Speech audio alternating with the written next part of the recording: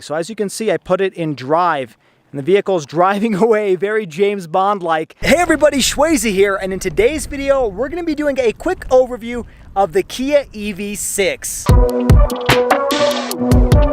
I'm gonna start off with giving you an exterior walk around, then I'll show you the interior, and then we'll talk about some of the specs that you should probably consider if you're looking at picking up one of these electric vehicles. Now, before we get started, I do want to give a huge thank you to the Rocky Mountain Automotive Press for giving us the opportunity to review all of these vehicles. Now, unfortunately, I didn't get all of the vehicles in today's event on camera, but this was an awesome event, and I'm going to put their information down below so you guys can reach out to them if you have any questions. And also a huge thank you to the manufacturers and press vehicles that were out at today's event for giving us the opportunity to sit behind the wheel and really test drive these vehicles. Okay, so what is the Kia EV6? Well, this is Kia's first of many electric vehicles, and it's based on the same platform as the Hyundai Ioniq 5 and the Genesis GV60. So it's essentially a skateboard platform where you have the batteries down below and you have electric motors powering all four wheels, or you can get this in just a rear-wheel drive setup as well. But we'll talk about that in just a minute. First, I want to talk about the design. This thing looks entirely different than the Hyundai Ioniq 5 and totally different than the Genesis GV60. So what's nice about that is if you don't like the looks of this particular vehicle, you can get this exact same powertrain on a different looking vehicle. And I will say, if you've never seen the Hyundai Ioniq 5, that thing looks completely different. But anyways, I digress. Starting off, you do have headlights over here that are kind of recessed. It almost has like a 3D shape to it. This is a daytime running light that wraps around the headlight. Obviously, you don't need a grille because it's an electric vehicle, but it still carries over the same motif that you find on other Kia models as well. As you can see, you have those LED lights. They look really cool. You've probably seen some of these on the road already because they've been starting to hit dealership lots. Coming over to the side, you do have some cool kind of black plastic over here that molds the wheel, and then everything is for the sake of aerodynamics. So you do have a sloping roofline. It has a more aerodynamic shape to it. Now, this is technically a crossover SUV, believe it or not, because in the video and in photos, it doesn't really look like a crossover. It looks kind of like a station wagon or maybe even a sedan, but this is technically considered a crossover. And I will say, in terms of size, this vehicle is pretty large. It's a pretty long vehicle. The wheelbase is actually the same as that in the Kia Telluride. So it's a very long wheelbase, and they've stretched it out towards the corners so you have more interior room. Coming over to the back, this is kind of a controversial or maybe a little bit different in terms of design. You have this LED light that runs all the way across, all the way to the passenger side. And oh, the beeping was just me standing behind the liftgate long enough. If you stand behind it long enough, the liftgate will automatically open. That's a feature that I've seen in other Kias as well. And this is, as you can see, a hatchback type of opening. So you do have a pretty large amount of space back here. So for those of you that want to have kind of more functionality, and you do have a cover over here to cover your belongings should you need to. Now, underneath the floor, you do have a little bit of space. It's not very deep, but you do have enough to put like your charging cable and just some little things here and there. Keep in mind, the battery is located under the vehicle, so you're not going to have that much depth. And then you do have the option to lower the second row seats from the third row as well. But let's close this lift gate. Let me show you what it looks like from the back, because like I said, you do have that LED light, and then you have this chrome strip or semi-chrome. It's kind of a brushed aluminum that goes all the way across the bottom, almost like a parallel to the top LED tail light. And then it has this cool texture to it as well. So really nice design styling in my personal opinion, but some people may think this looks a little odd. Now, coming over to the passenger side, that's where you have your charging port, and it is electronically released, so I can show you what that looks like on the inside. Now, this does have a pretty cool looking deck lid spoiler as well. It has a nice design to it, but as you can see, I am above the vehicle right now, so it's a pretty low crossover. If you're looking for something a little bit bigger or a little bit taller, this is probably not the vehicle for you. Okay, now let's talk about the specs of this vehicle. You can get this in a variety of different options, and that's one of the big selling points of this. You can get this anywhere from as low as 167 horsepower and 258 pound-feet of torque to 320 horsepower and 446 pound-feet of torque. And that is this particular vehicle right here. It's the extended range 320 horsepower version.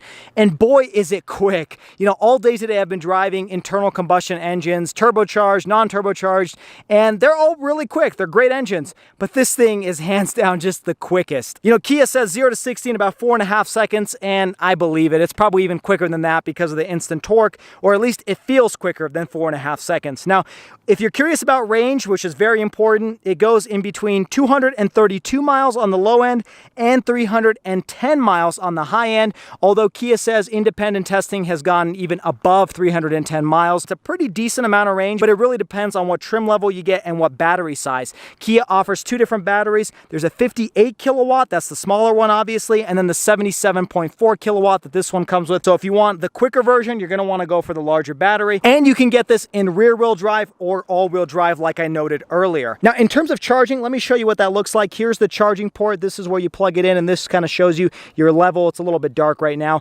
but then you can push this button and it will automatically close. Now Kia actually created a very amazing system. You can actually go from 10 to 80% in just under 18 minutes when you're plugged into a DC fast charger. That's really incredible. That's not that much longer than filling up a tank of gas. So that really kind of reduces the amount of obstacles when you're converting from an internal combustion engine to an electric vehicle. Is if you can charge it a lot quicker, you're likely going to have less stress by buying one of these vehicles. Now, the one caveat to that is finding a DC fast charger that can actually do that, because not all Electrify America stations or charging stations across the US have that functionality. But if you do find that, you can get this charged up pretty quick and continue going on your road trip. Now, in terms of towing capacity, since this is a crossover, it can technically tow. It's 2,300 pounds, which really isn't that bad because some other electric crossovers don't have any type of towing capability. Now, another cool feature I have to show off is not specific to the EV6, but this is something Kia and Hyundai have implemented in other vehicles, and that is the smart park feature. So if you have the Kia key in your hand, you lock the vehicle, you put the push to start, or remote start I should say, and the vehicle turns on. You can't really hear it because it's electric, and then you can use these buttons to control where the vehicle is driving. So as you can see, I put it in drive, and the vehicle is driving away, very James Bond-like, and then I let go and it stops, and then I put reverse, and lo and behold, the vehicle is reversing. So if you want to chase your vehicle or entertain your kids because you don't have the time to, well, you can do that with your Kia. So that's an awesome feature I've seen on other vehicles, but nonetheless, really nice to point out. All right, now let's jump inside and show off the unique interior of the EV6. Now, typically I've seen these door handles pop out, but for some reason, my tester does not have that. They typically, when the vehicle is unlocked, are in this position, so it's easier to grab. Right now, it's kind of got a Tesla Model 3 style, but I think that's just a fluke. Normally, I think they do pop out. Anyways,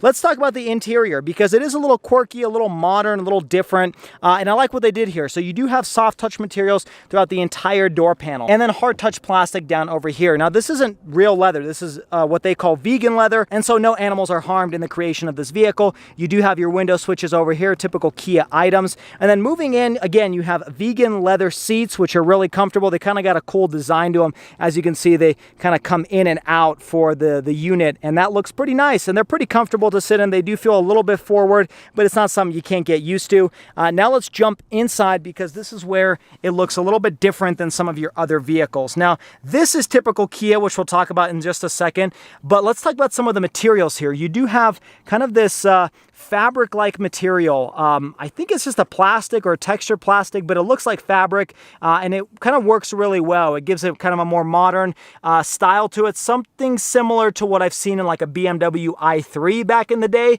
That reminds me of this material. And then you have regular, just hard touch plastic located back there, so kind of a nice contrast. Now, it is a little soft touch, but it's on the rougher end. So if you want this to be like super plush, it's not, but it is nice. It has a little bit of give to it. Now, this whole dashboard is kind of floating because it's not attached to the center arm console. And then this center arm console is floating because there's a giant space over here where you can put a purse or something like that. And there's even a hook over here where you can actually tie your purse or whatever your bag you have, and that way it doesn't just jumble around over here, but it kind of stays in place. But that is a unique center arm console shape to it, as you can see over here at a different angle. And you do have some USB charging ports. You do have some more charging ports over here at the top. Coming up here, this is your gear selector, where you can put into drive or park.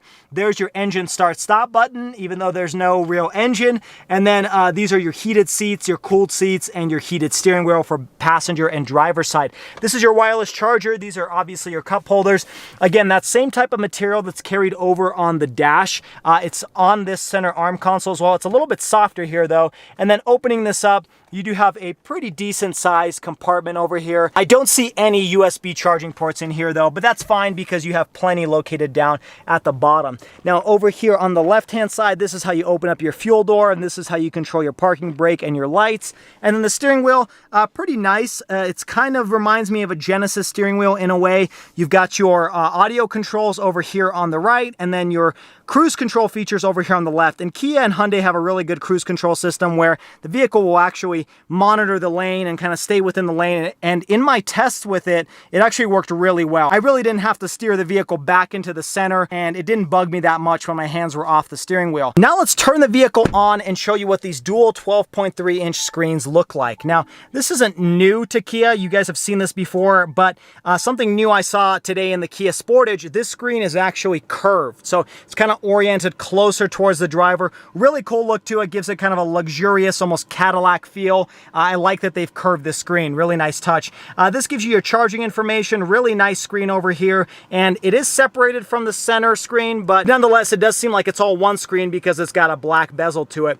This is your typical Kia Hyundai software. Really easy to use. If you guys ever saw my video on the Kia Carnival, this is essentially the same system. So if you guys want more in-depth information on it, I recommend you check out that video, but super snappy, super quick. And then the home screen actually has your battery percentage and your range, which isn't bad considering this is kind of the first attempt from Kia for creating an electric vehicle. And then it does show you different charging ports along the way. So that's really nice to have. Definitely necessary for an electric vehicle. Coming down below, you actually have another touchscreen over here. This is something I saw for the first time in the Kia Sportage, but you have different functionality here. So you can push these buttons, and this is a touchscreen, mind you. This isn't physical buttons, and it will go to the quick access buttons, or you can push this button and it'll actually activate your climate control. But super easy to use. What's nice is this toggle over here can be either the climate control or it can be your radio volume button. So it serves two purposes. And the same goes for the passenger side as well. So I like that they have that dual functionality because likely you're not going to want to change the volume and adjust the temperature at the same time. Another couple things to point out is this does not come with wireless Apple CarPlay and Android Auto. You can only get it wired for some reason. And then I did want to point out down here near the gear selector, you do have your button to turn on the 360 camera. And I showed this on other Kia models, but you have this kind of 360 view. Looks really nice. Just really cool functionality here. This is not something you typically find on a vehicle from Kia or anything like that. You typically find that on luxury vehicles. And then going over to the passenger side, really same nice use of materials. One thing I do want to point out is this particular vehicle or this trim level that I'm driving does not have a sunroof. So that would be nice to have, especially if it could get panoramic. And I believe they do have that as an option. Now let's jump to the rear seats. Let me show you what those look like. Okay, now jumping to the rear seats as the vehicle beeps at me because it's technically on. You do have hard touch plastic over here, so they did do some cost cutting. This is the same vegan leather. This is a soft touch material where you're going to place your elbow. You do have a Meridian sound system here, which is nice. I've listened to it in my wife's vehicle and the sound system sounds great. Now the seats are again the vegan leather. You do have a center armrest over here with two cup holders, which is nice. And then sitting back here, this is where you have plenty of leg room. The vehicle has tons of space over here. Considering this is somewhat of a regular sized crossover, they really did add a lot of space and plenty of headroom as well. So really great job in terms of that. I do like the seat back design. And then you may be asking, well, there's no vents back here. Well, you do have vents over here on the left hand side, which is nice. I kind of prefer them over here so you can actually have it blowing on your face rather than have it down here blowing on your knees. You do have a USB port over here as well. I do wish they had some sort of heated seat option back here, but I'm not seeing that on this trim level. Okay, now finally let's talk about pricing because that's important when you're considering an EV vehicle. The EV6 starts at $41,400, but depending on what trim level and what battery size you get, you can get it equipped up to about $56,400. But within the $40,000 to $60,000 range, it is really competitive with like the Tesla Model Y, Mustang Mach-E, and I will note the Kia is developing a Kia EV6 GT that will have over 550 horsepower, do 0 to 60 in around 3.5 seconds, and be a really close competitor to the Model Y Performance or the Mustang Mach-E GT Performance Edition. So stay tuned for that. But for now, your pricing is between $40,000 to $60,000. All right, everybody. Well, there you have it. That was your quick overview of the Kia EV6. Overall, a really impressive electric vehicle and a great competitor to the Tesla Model Y and Mustang Mach-E, among others. What are your thoughts on the Kia EV6? Would you pick this over the competition, and why? Let me know down in the comments below. And as always, make sure you hit the like button and subscribe to the channel for all of the weekly videos. And until next time, everybody, I hope you stay schwazy, stay healthy, and have a wonderful day.